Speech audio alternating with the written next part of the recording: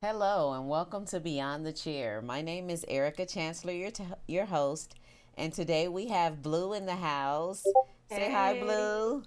hi everybody. Make sure you like and subscribe to my YouTube page, also my Instagram page, Beyond the Chairs, and also follow me on my Anchor. So, Blue, go ahead and introduce yourself to our audience. Okay, well, hi. My name is Blue. I am a licensed cosmetologist based in Seattle, and I specialize in protective styles. Perfect. Protective styles, that's the way to go now, huh?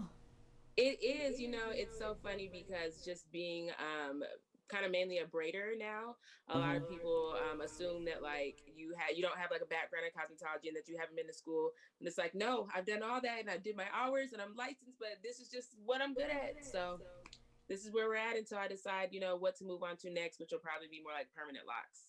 Right, right. So you found your niche, in other words. I did. I think I did.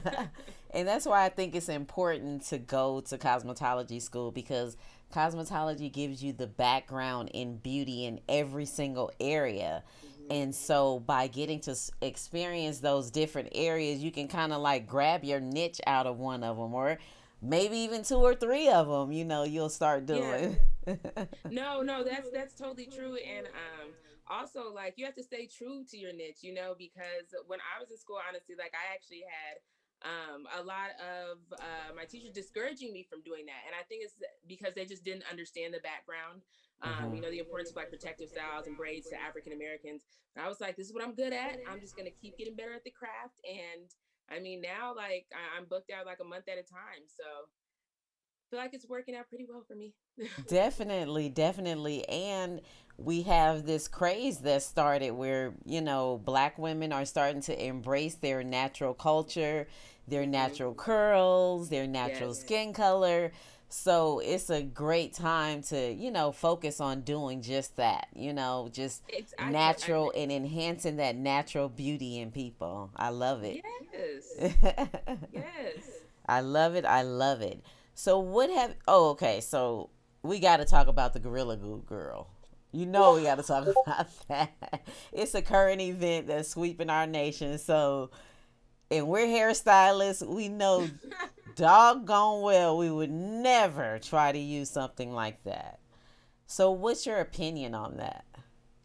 I mean, first of all, when that happened, I had so many people sending that to me in my inbox. I was like, what is going on? Like what this Gorilla Glue girl? And then I'm watching it and at first I was like, maybe she mistook it for the like got to be glued or the Gorilla Snot products. So I was like, it has to be, that has to be it. And then I'm like, I think she knew what she was using. And it's like, I just don't understand why she did that. I mean, I just don't think that she probably didn't know the repercussions. She probably thought it was just gonna wash away after a little bit. But to have to like basically get it surgically removed and go to the hospital, that's so deep to me. Man, That's when so they say deep. Moral of the beauty and story, pain, more we can't take it that far. There's got to be a line somewhere. There has to be a line, exactly. And I think the line is don't use something from the hardware store on your natural hair. Period. It's not going to work. It's not just don't do it. It's not going to work. But talking about the marketing side of it. Now you said that it possibly could have been a mistake between the Gorilla Snot and the Hmm. Gorilla Glue. Hmm. I mean, isn't that what marketing is all about? It's like taking a brand that kind of already is I guess solidified and then kind of using that in order to pump your stuff up. I mean, that's what I see a lot of marketing do. So, I mean, do you feel like that was a good idea for them to, use that type of plan to market their product? I don't know if that was the plan, but I know that if I was that girl, I would have absolutely tried to do some sort of a partnership or a deal for Gorilla Glue. Because if that's not showing how strong that glue is, I don't know what is. And I think that that would have been a really great opportunity for her to be like, hey, you know what? This has been going viral. How about we link up and let's see what we can do. That's a good idea. And That's that's a good that's what I idea. would have done. That's some good marketing right there. Right. That would be some good marketing for her and some good marketing for that brand. Yes. Especially like to introduce that brand probably to like a younger generation, a newer generation. Um, so I think that it would have worked out well on both sides for both parties. Yeah, and yeah, probably instead of suing, huh? Yeah. Did they say she was gonna sue or what? Did you hear about suing? No, I didn't hear about that. How? What are you gonna sue for? I don't know. I don't know. Well, you know what? I kind of dug deeper and I said, okay, let's just say that she really didn't know and Mm-hmm. she had no idea of what it was gonna do. And so I looked at the bottle and I just read it and I wanted to see that it said do not use on your hair or do not use on human parts. But Mm-hmm.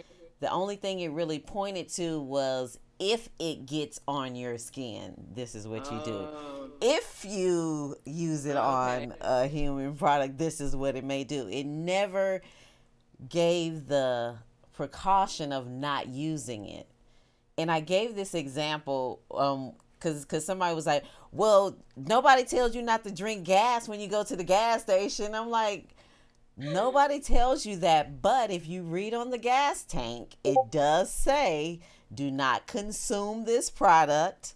Do not use your cell phone so when you're making industry products, you have to use those type of to me as a as somebody that tries to look at it from the different perspective of the marketing of Mm-hmm. the both sides of the story, how she could have easily made it a mistake by not seeing that on there.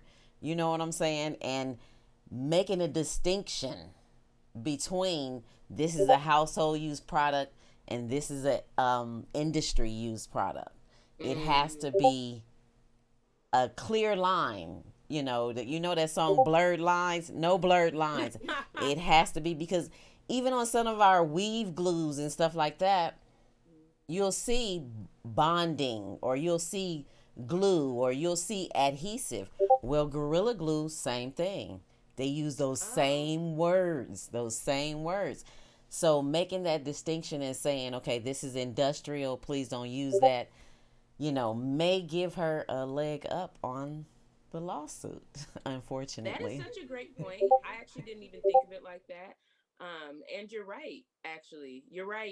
I guess moral of the story for the company is it's important for you to really be careful about like what words you're using, what you should be using, and also I feel like I'm kind of taking that advice too. Just like as a cosmetologist, if I ever decide to come out with products, I need to really be making sure, specifically putting on there what this is used for, what you should not be using this for, and making sure that people know exactly what your product is for and how it should be used. So that's a really great point. Yes, and when you're protecting the public, that's how you got to look at it, black and white, no in I mean, that's true, and between. I feel like that's kind of like how cosmetology school teaches you to think because a lot of school is about like protecting the public and like health and safety. So yeah, I'm glad you Hmm. brought that up. I would have never thought about that. Yes, and also I've been moving with this disclaimer. Whenever you post your pictures, make sure you put that you're licensed, Hmm. because we're going to try to go to the board to try to get some of this Instagram non-licensing people off of there. Just Mm, like people oh. can go on, just like you can't use somebody's music Hmm. because it's licensed, Hmm. you also can't use a skill that's licensed. It's called impersonation. I am going to be so interested to see where that goes. You have to keep me updated with that. I do, and it's at its infancy stage, but I've been working with somebody to try to get our business solidified, and the psychology business was kind of like in the same situation that we're in, where society really doesn't take it seriously Mm. until certain things happen. And so she was showing me different kind of ways that they used in order to find themselves to be essential. Because Yeah. at first it was like a mystical thing where people, it's always been a stigma behind mental illness. Mhm. So being able to cure it, it was almost connected to witch doctory, and you know what I'm saying, something like Mhm. that. Not really knowing that it's an education behind it, and having people think different and learn different, and that's what's going to help to be a different person. So No. that's what they did in order to solidify their business. So I'm trying to take that same approach with cosmetology. I like that idea though because I mean I think there's two sides to the coin, right? Like on one hand, when you have somebody who isn't licensed, their prices are typically a lot cheaper. So for some people that is going to be more accessible. However, and this is something that I really stress with my clients, I'm always like, if you're not going to come back and see me, at least go to somebody licensed because 9 times out of 10, we are concerned with the health of your hair Hmm. and your health. I get so many clients coming to me with breakage and all these problems, and it's because whoever has been putting their hands in their hair is not knowledgeable. Hmm. And that's where I think like that regulation needs to come in because it's like, you know, are they even sanitizing their products? Are they even sanitizing the capes, draping people the right way? Like I think like that is something that like I talk to my clients about because I'm like, you need to know that it's important that when you go to somebody that there's these certain things that should be happening, and if they're not, you need to rethink who you're going to. And Yes, also, if definitely. it's like for me, I just feel like if it's really your craft and if it's really something that you love, you'll take the time to invest in it, and you'll take the Yes. time to go to school, and you'll make it work, and you'll figure it out. Yes, and that's eventually time will tell those people too, because they don't stay in the business that long. Yes, it will. And clients know the difference between love of the craft and just a hustle. Yes, They definitely. definitely do. They definitely do. So for COVID-19, that's the next wave that's been hitting our industry. And I just Hard. like to hear from different stylists about what have you been doing differently to protect your client during this COVID atmosphere. Yeah, that's a really great question. Well, first of all, once again, as a licensed cosmetologist, they teach us in school to use barbicide because barbicide is a viricide and it kills everything. And so that's something that like I was already doing anyway, like in between clients, barbiciding like the capes, the chairs, everything, sanitizing my stuff. So with COVID, I continue doing that, but I also just like in between clients, I've started doing just like a little bit more extensive cleaning. Also, when clients are coming in to me, making sure that they're washing their hands or putting on hand sanitizer, and everyone wearing a mask during the entire duration of the appointment. And I have been back to work since let me see, last June, I believe, and Hmm. I haven't had any problems. That's So it's good. it's a real blessing. It is. It is. But that just lets me know you're doing what you're supposed to do. Yes, And it yes. is not spreading in the salons. It's not. I have a home salon, so it's like for me, I'm taking even more care because I'm like, this is where I lay my head down at night. So I would Right. hope you would think that like I'm going to make sure that it's clean because I don't want any coronavirus where I sleep. Right, right. And with doing that, so do you have a particular area that you keep your clients confined to? I mean, I have a studio, but like the way like my studio is set up is really smart. So like my bed's super like it's like in the wall. It's a trundle bed. It goes in the wall. So when you come in, it just looks like a living space. Okay. But even with the living space, it's like they come in and it's just like that's it. We're just gonna Yes. be right here. Not too much wandering around or doing this and that. Just confined to one area. Right. Are you let them use the restroom, of course, Oh yeah, yeah, yeah, if yeah. they have to. And so do you have to do extra cleaning there as well? Oh, I clean my bathroom every day. Okay. Every day, and then like I also have like wipes for in between clients. But I mean That's what that's I that's mean. something that's something that you have to do. I mean, Yes. yeah, you have to make sure that you're being clean and sanitized. I mean, or else I can get my license revoked. Right. And And more so in between the clients, because you yeah, never know what that next client left. So I think exactly. that's the key, is getting in between those clients. Exactly. So actually like on my schedule, I've increased my time in between appointments so I can have that time to do that turnover. So that's Y- another thing that's changed. Yes, yes, that's good. That's good. So, what advice when it comes to using chemicals on the hair can you give people? In particular, relaxers, because Mhm. now, when it comes to African Americans and what we've been using on our hair, it's not a lot of study and research done on it. So now I'm trying to cater more of my questions to that. Mm-hmm. And so, from your experience, what type of advice would you give for relaxers, or what type of experiences can you share with our audience about your relaxers? Well, first of all, like I feel like this is such a hot topic in the natural hair community because you have people who are just really anti-relaxer, anti-relaxer. And I think that it's a personal choice. I think people should let everyone be free to make whatever choice they want. If somebody wants to get a perm, get it. If they don't want to get a relaxer slash perm, don't. However, if you are going to do that, go to a professional. That's my advice Please. when it comes to anything chemical. Go to a professional. With the conversation about relaxers, the sales of relaxers going down. Whenever I have this conversation with somebody, I'm like, I grew up getting relaxers from the Mm-hmm. age of like 11 up until I was like 22 and started doing them myself. And I don't have any horror stories Mm-hmm. with relaxers. I don't have any horror stories with breakage or them doing that because I was going to a hairdresser.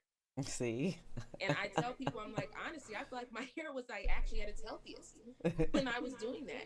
And so, you got to go to somebody who knows how to do these things. You cannot play around with anything chemical because unlike a physical change to your hair, a chemical change, if mess around, your hair might not grow back in a spot. Yes, for So, I sure. mean, and with YouTube and everything, everybody thinks they know what to do. But then that bleach is left on too long if we're starting to get into coloring and then you're overdoing it. So go to a professional, please. Spend that money and spend that extra money and just do it. Really, really, because it's like you don't go to your friend to pull your teeth or do your dentistry. Put You some don't. respect on our craft. Put some respect on our craft. Please, And it's like please. when people say like, "Well, I don't have the money," and it's like, but you have the money to do the fun things you want to do. So why Mm-hmm. can't this money go to this? Exactly. Especially if you want it done right. And that's me. I want anything that's going to be done to my body done right, and I would Exactly. think that other people will want that too. But everybody's different. That's so true. That's so true. So, do you believe that the board has shown diversity when it comes to its curriculum and its requirements for African Americans? And what I mean by that is that, just like you said, you wanted to learn a lot more, or you wanted to cater your niche more to braiding Hmm. and more to doing natural hair and learning even more about African American hair. Do you think the board has done its job in doing that? I think that we need to kind of move it into like the times that we're in. I think that it's outdated. That's what I'm trying to say. I Mm-hmm. think that the curriculum is is very outdated. Granted, I think that in my case, though, the hair school that I went to, which was SVI, Seattle Vocational Institute, I actually chose to go there because they worked on every type of hair, multiracial hair, and the teachers were black. So I do feel like my school was a huge exception in Seattle. It wasn't like one of the like expensive private schools where they only teach their students really how to work on European type straight hair. And I mean, I think that like even for them, like that's giving your students a disservice because the future is just getting browner and browner and browner, and your students are not going to be able to compete if you're not teaching them how to do curly hair, if you're not teaching them how to do African American hair. Also, I love um, that future getting browner and browner. the Woo! future's getting browner and browner, getting curlier and curlier. You gotta, you're gonna have to do it. And so then when it comes to the curriculum, I think I wish that they taught more about like how to do weaves in Mm. school, how to do weaves, how to lay frontals, how to do that, because that's really the new wave. Mm-hmm. And it's Mm-hmm. like it's. I mean, you're gonna have to like make the choice to invest when you graduate from school anyway, invest in classes and whatnot. But if we could at least get the basics of certain things like that, Mm-hmm. that would be Mm-hmm. really helpful. Yes, yes, especially the weaving, because I found myself learning a lot of that as I went along in my Mm, career. When I feel like I could have learned at least the basics of hair transplants, hair, additions, all of mm-hmm. that different kind of stuff. I could have at least learned it a little bit in beauty school, but I think that is where beauty school is lacking us. And I think that more of our teaching should be done in salon settings so that we can have more of a say so where we go and what we're learning, and it could be geared towards those niches. Hmm. So, Yes. in California, do you have internships? We actually externships. That's what we call them. Are you required to do externships for your hours? No. No. That's interesting. So the school that I went to, I had to do two externships in my, what was it, my fourth and fifth quarter. Yeah, I think my fourth and fifth quarter, I did externships at two different salons, and that was a requirement for me to graduate. So And that so, sounds like, I definitely yeah, want to hear more about that, because that sounds like something that we need to incorporate in the industry in every one of our sectors. I think so because my first externship was with a salon here called Mr. Naturals that does natural hair, and that's where I Mm. learned how to do dreadlocks really well. I mean, they taught me in school, but when I externed there and I came back to school, I could like do a head in like an hour, under an hour, because I had just like a place that like specifically does those services show me how to do that. My second externship was at a salon that primarily works on like type 2 hair, and so they do a lot of color. And so Okay. even though color's not really something I enjoy doing, it's something that I do know how to do because all day, every day, I was working with color, mixing bleach, doing color, Mm. doing the fantasy colors. And so Mm-hmm. like coloring wigs and stuff is really easy to me because it's like, okay, this is the method, this is how you do it, this is how you do the strokes. And so, I mean, it's just an opportunity for you to get more of that education before you leave school. Yeah, more hands on, because when you're dealing with chemicals, you don't get to see a reaction on a doll head. You don't get to That's see true. lifting. You don't get to see depositing. You don't get, well, you can see probably depositing, but not lifting the way you would on a head in an area that's more porous or that's Hmm. more, weaker. This, Yeah. the bleach might break this part off or turn this part a little bit more whiter, and you're wondering why. And this part over here is yellow, so it hasn't even lifted all the way. A doll head is not going to show you that. You're right. I mean, just think of like just because a dog head is, it doesn't have any heat coming from it. You're doing hair on a human, and that heat is gonna make that bleach go quicker. Or like you said, maybe this is a spot that it doesn't usually turn. Or so you're right. Like getting that that hands on and that like real time, real life experience is so valuable. I think that's what's going to help solidify us in making us essential, because they're going to see, look, we've been studying this, and we can get to dig deeper into coloring methods, into Hmm. the damage that has been doing. Is it affecting our health? How is it affecting our health? Maybe even get with some chemists now that can change formulas for our hair Hmm. colors, making them more healthier to use. So if you're not getting it from the professionals, you're not getting it. You're not. And I mean, I love that like you're even like asking these questions and thinking about this. There's things that I haven't thought of. And I'm just like, yeah, you're right. We do need to be doing this to like push our culture, push our industry forward. Yes, we Because when was do. the We last do. time some research was actually done? Exactly. And who makes and who actually is making these chemicals and perms? Thank you.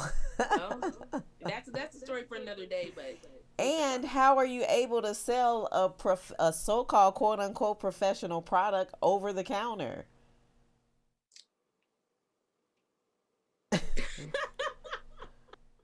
How are you able to do that?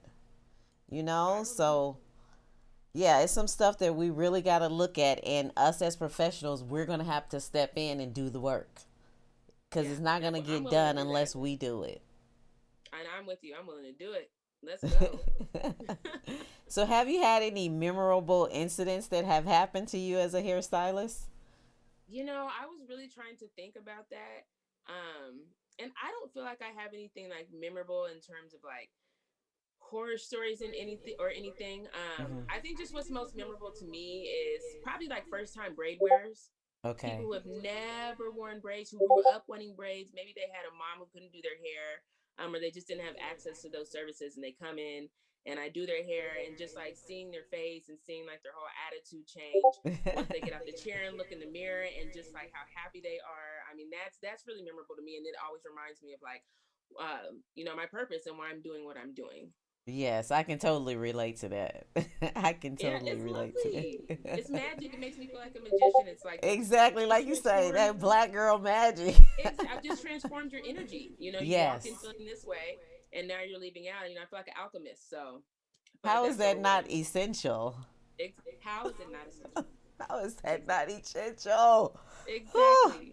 Yes. So, what type of advice would you give a student about the business? Somebody fresh and new. You know what? The advice that I would give somebody is to stay in your lane. What you're good at, start with that and build from there. I mean, there are a lot of people, including like a lot of the teachers that taught me, that's always like it's good to be well versed in everything and know how to do everything. And I think it's good to know some background in everything. But I feel like especially starting out, you're not going to have any clientele. You're still working on your craft. Nobody really knows you like that yet. Find one thing that you're good at and start with that. Get really strong in that, and build that craft up. And then once you've mastered that, move on to the next thing if you want to. Maybe So I feel adding like that's something. Yes, yeah, adding and then something add to it on. enhance it. Add it Yeah. on. That's how you're gonna make your money. That's how you're gonna get your clients. You bring your clients in with that thing, and then eventually your clients will start to tell you what they want. And so then you'll decide, do I want to invest in this? Do I want to learn how to do this? Do I want to learn how to do that? There's so many things added to my service that I wasn't going to even add until my clients was like, well, this is what we want to see. And so okay, now I'm forced to have this skill and expand this skill. Right. To forced to do the butterfly locks now and all this. I'm forced. I said I was never even going to do locks. I was never going to do like the faux locks. But it's just so popular now. It's like something that like for what I do, it's like I need to have that in my arsenal. And Right. so there's this girl. Her name is Culture Locks on Instagram. She does some of the best like faux locks I've seen. They just look really good. So I invested in her class. Took her class, and now it's on my count. I mean, not on my calendar. Sorry, now it's on my services, and it's starting to Perfect. become one of my like most popular styles after knotless. Right, right. I know for me as a student, my biggest thing was having the confidence to approach that first client, Mm-hmm. that paying client, because Mm-hmm. um, I do feel like a lot of my experience was on my family where I wasn't really getting paid, but now I'm about to have somebody that's about to pay me for this. Mm-hmm. What type of advice would you give a student, that Oh, that is such that. Okay, that is a great question because couple things. I feel like you're gonna want to, as a student, you're gonna want to come out the gate, maybe trying to charge more than what you're really worth at the time. You really have to be honest about yourself and where your skill is at. When I first started out, my prices were super low because I knew I was still learning and I was still getting comfortable with my craft. The better I got, and then the faster I got, my prices went up. I'm not somebody who believes in just charging like an exorbitant amount for something. I do like to be reasonable and be fair. However, one thing that sets me apart from who you're going to is that I went to school for this. So you are going to pay more when you come to me yeah, because it's not just a service I'm giving you, there's value behind it. right, So once you put that work in, know your worth. Know your worth. Don't, yeah, if you feel like you're at that level where you can charge a certain amount because your clients will come. Your clients will find you. And sometimes, pricing yourself at where you're supposed to be will weed out those difficult clients that you honestly don't want. yes, say it, You know, girl. so exactly, like I want clients who value what I do, value the expertise that I bring, value like how fast I am, so they're not sitting in my chair that long. Those are the clients that I want. So, Yes, definitely. yep. So we talked about the board. Now, do you believe that is important to have licensure? Yes. Yeah, she's like, yes. Yes, you mean just important like to have licensed hairstylists? Is that what you mean? Yes, yes. Yeah, absolutely. We can't have unregulated people. We just can't have a whole unregulated industry. We can't. How can that be? Like I can just, oh my god. No, we have to have licensing. Would you say I can't even picture an industry unregulated? Can you? I Can you can't picture an picture any industry? industry unregulated. What if the Food and Drug Administration was unregulated? Who is like who's putting these labels on? Who's saying that this does this? Oh my gosh, no. And once again, like you wouldn't have a doctor not Right. have like his licensure degree. You, like you Mm-hmm. said, you wouldn't have a dentist. You wouldn't have anybody who works on your body unlicensed. So I don't even understand like why there's like this debate or question when it comes to hair. And like I said before, like put some respect on our craft and our industry. Stop acting like, this isn't valid. Stop You acting can like do anybody this can at just do this. home. No, you Exactly. You can do can. this at home. Anybody can just do this. And it's like, well, that's not actually the case. So I think Gorilla Glue girl showed us that. I mean, come on. Come on. If it's not Gorilla Glue, it's it's the broken Yes. edge from all the weave glue. People Mhm. wearing their weaves too long, putting too much heat on their leave out. Mhm. It's a lot, and it's like, but if you're going to somebody, number one, they're going to for the most part be using professional products on you, Yes. and they're going to know how to use those products. Exactly. Yes. Yes. And they don't know that they can't even get their hands. Well, they're not supposed to be getting their hands on the professional products. So it is something special in these products that we are using on your hair that, yes, does help maintain it on your head. It Mm-hmm. stops breakage. It keeps it healthy. It keeps it shiny. These are things that Exactly. we learned in school that you would never know unless you've been to school. Exactly. So no, license everybody. She said license, even the braiders. You know the braiders. So the I think braid. that there does. Yeah, I think that the braiders. I think that there should be some sort of licensing that does have to go with that. I understand that like you're not using chemicals when you're doing it. Because I know like there's this has been a topic before, and there's been a whole case of like why like braiding because it's natural hair it doesn't need a license. But I actually really disagree with that because number one, licensing is also about the safety and sanitation. And That if part. you're touching anybody's hair, everybody needs to go through that. So even if it's like a smaller hours course, like maybe 200-300, then let it be that. But there still needs to be something for that, and especially with braiding, because I mean, there's a such thing as tension alopecia that comes from when somebody has braided your hair too tight from braiding, and now your hair is broken off. Yes. But if you had somebody to teach you that, you would know that, and you would know how to braid people's hair properly. And that's another thing I've learned, just like specifically being a braider, that I feel like people don't realize. Like there's so much like math and thought and art that goes into that. Mm-hmm. Um, like you can't put a whole bunch of hair on a little piece. You have to look at, is this person's hair fine? Can it even hold this much? Like there's so many like little nuances that go Density. with that. Yes. And Yes. that's something that needs to Texture. be taught. Yes. Exactly. Because Definitely. yeah, because I believe like everybody doesn't have to come to one person. There's enough clients out there for everybody, but every client should get the same level of service. Definitely. And that's a high level when it comes to doing hair. Yes. We setting the Yes. bar up Yeah. here. Let's start it here. Let's start it here. Yes, yes, definitely, definitely. So I thank you very much. But before you go, would you like to share some of your future goals with me? My future goals. You know what? My future goal that I'm manifesting is that my work is going to be in or on the cover of Harper's Bazaar. I want to start doing more work like that. You're going to see me in your magazines. You're going to see me in your Crown magazines, your Afro style magazines.